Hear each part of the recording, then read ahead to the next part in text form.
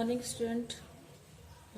मैंने आपको पिछली वीडियो में चैप्टर 4 में उपसर्ग तक पढ़ा दिया था। इसके बाद में है आपका प्रत्यय, और उपसर्ग की एक्सरसाइज भी हमने करवा दी थी।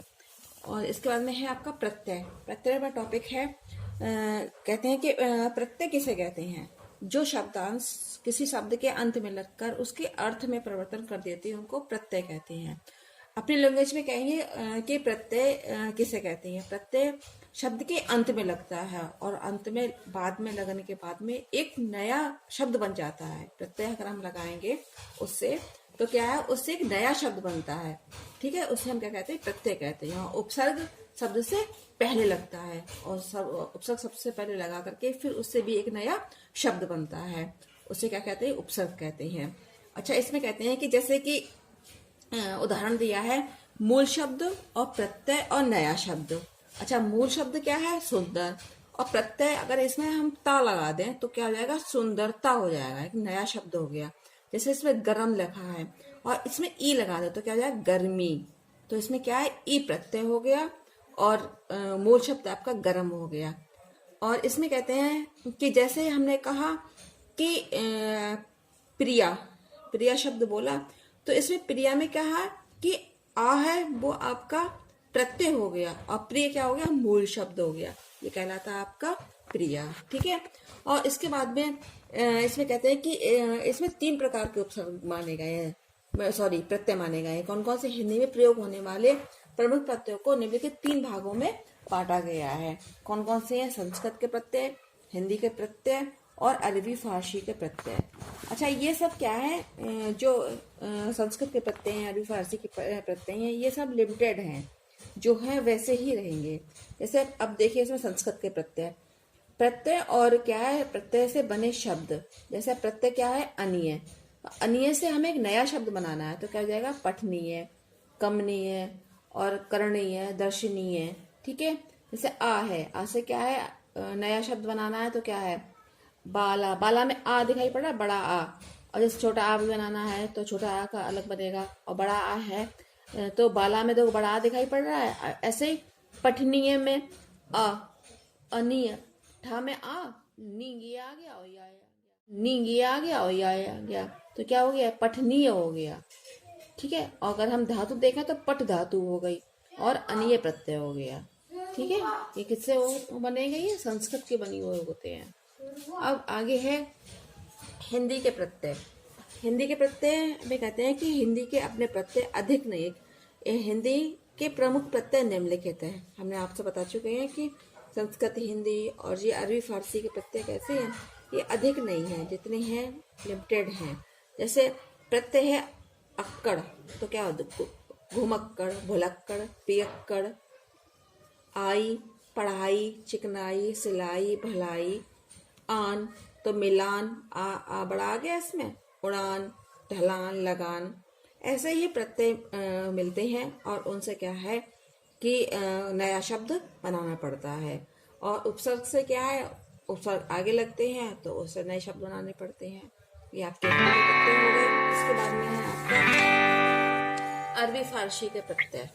अरबी फारसी के प्रत्यय हिंदी में प्रयोग होने वाले अरबी फारसी प्रत्यय निम्नलिखित हैं।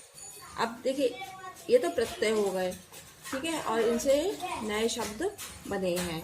जैसे कार तो क्या हो जाएगा? जानकार, 25 कार, 25 कार। खाना तो क्या कहें? डाक खाना, माल खाना, तोप खाना। दार, देनदार, लेनदार, चमकदार, मालदार। ये सब क्या है? प्रत्यय से नए शब्द बने हुए हैं और एक शब्द आपके कहलाते हैं अरबी और फारसी के। और ऐसे ही सारे दिए गए हैं। ठीक है, इसके बाद में हमने आपको एक्सरसाइज करवाई थी जिसमें कि क्वेश्चन हमने दिए थे आपको करने के लिए, और सेकंड क्वेश्चन एक्सरसाइज आपको दी थी करने के लिए, थर्ड भी दी थी। अच्छा, फोर्थ एक्सरसाइज हमने भर दी है, और फोर्थ है, फिफ्थ है, सिक्स है, ये सब मैंने भर दिए और आपको ये नोटबुक पे लिखनी है। जैसे इसमें दिया है क्वेश्चन नंबर 4 में, नीचे दिए गए शब्दों में उपसर्ग जोड़कर नए शब्द बनाइए। देखिए, उपसर्ग हमने आपको बताया था शब्द से पहले लगते हैं और प्रत्यय शब्द के बाद में जोड़े जाते हैं। इनको जोड़कर एक नया शब्द बनता है। अब जैसे रूप है, रूप में हमने उपसर्ग जोड़ दिया कु, तो कु मीन्स होता है बुरा, बुरा रूप। पूर दिया है, पूत मीन्स होता है बेटा।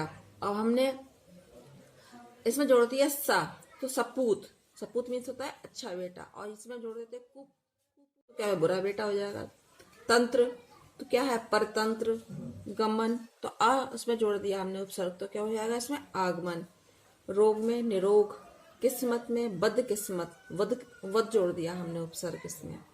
देश में, इसमें देश में हमने जोड़ दिया स्व, तो क्या हो जाएगा स्वदेश। मूल है तो इसमें आप सब जोड़ दिया तो हो जाएगा अमूल। पक्ष है तो इसमें हमने जोड़ दिया वि उपसर्ग, तो हो जाएगा विपक्ष। ये आपको अपनी नोटबुक में, फेयर नोटबुक पे लिखना है।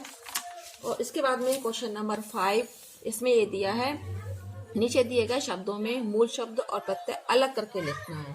तो हमने आपको बताया ये आपके शब्द हो गए, ये आपका मूल शब्द है और ये आपके प्रत्यय हैं। अच्छा, मूल शब्द क्या है, जैसे दर्श है, दर्श में हमने जोड़ दिया है इसमें अनीय, तो क्या हो जाएगा दर्शनीय हो जाएगा। आप ये मूल शब्द में आपने देखिए दर्शनीय लिखा हुआ है, तो मूल शब्द अलग लिखना है, शब्द में लिखा दर्शनीय, मूल शब्द अलग लिखना है और प्रत्यय अलग लिखना है। अब हमने व्यापारिक है, व्यापारिक ये आपका शब्द हो गया। अब इसमें क्या करना, मूल शब्द अलग करना और प्रत्यय अलग करना है। छोटी की मात्रा होती है, जैसे री में छोटी की मात्रा लगी तो इक हो जाएगा, और इसमें अगर बड़ी की मात्रा होती तो हो जाता है ईक। तो इसमें देखिए व्यापार, व्यापारिक है, इसमें हो जाएगा व्यापार, और छोटी की मात्रा है रा पे तो क्या हो जाएगा इक प्रत्यय। अब ऐसे कीर्तिमान में है, कीर्ति और मान अलग है तो कीर्ति मान हो जाएगा। ये एग्जाम्पल हमने आपके सारे भर दिए हैं इसमें, और नोटबुक पे करना। क्वेश्चन नंबर 6 है, क्वेश्चन 6 में दिए नीचे दिए गए प्रत्ययों में से दो दो नए शब्द बनाइए। अब ये दो दो नए शब्द हो गए, ये सब आपको बनाना है। जैसे हमने इका है, इका से हमने कर दिया शिक्षिका, लेखिका, ठीक है। अब इसमें क्या है, क्वेश्चन नंबर 7 में नीचे दिए गए शब्दों में प्रत्यय जोड़कर नए शब्द बनाइए। अब प्रत्यय इसमें लगाना है, जैसे अध्यापक है तो हमने एक प्रत्यय लगा दिया तो क्या हो जाएगा अध्यापिका। शहर में तो इसमें ई लगा दिया, शहरी हो जाएगा। इसी तरीके से आपको ये होमवर्क पे करना है, ये आपका होमवर्क है और ये आपको नोटबुक पे करना है। और ये भी आपको करना है, सही विकल्प के सामने सही का चिन्ह लगाए, उपसर्ग क्या है, और ये क्वेश्चन दिए गए इनमें से आपको टिक लगा करके सारी भरनी है। और ये सारा रिटन वर्क आपको नोटबुक पे करना है। मैं व्हाट्सएप पे फोटो खींच कर डाल दूँ।